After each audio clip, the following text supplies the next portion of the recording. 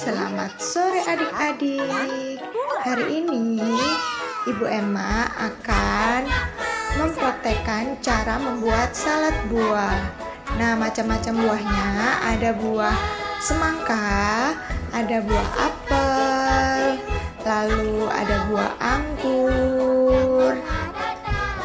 Nah, ada buah pir juga. Kita pakai tambahan puding coklat atau agar-agar coklat, terserah sesuai selera adik-adik aja. Lalu kita pakai keju cheddar. Nah, ini keju cheddarnya ya, diparut dulu kejunya. Dan ini ada nata de coco untuk tambahannya agar. Nah, mari dimasukkan semua buah-buahan dan bahan-bahan tambahannya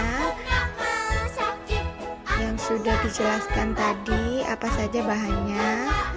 Sesuai selera saja, mau dicampurkan, mau dimasukkan yang apa dulu. Ini Bu Emma asal masukkan aja ya.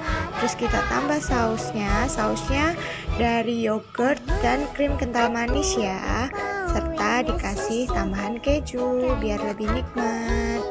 Nah, ini kejunya.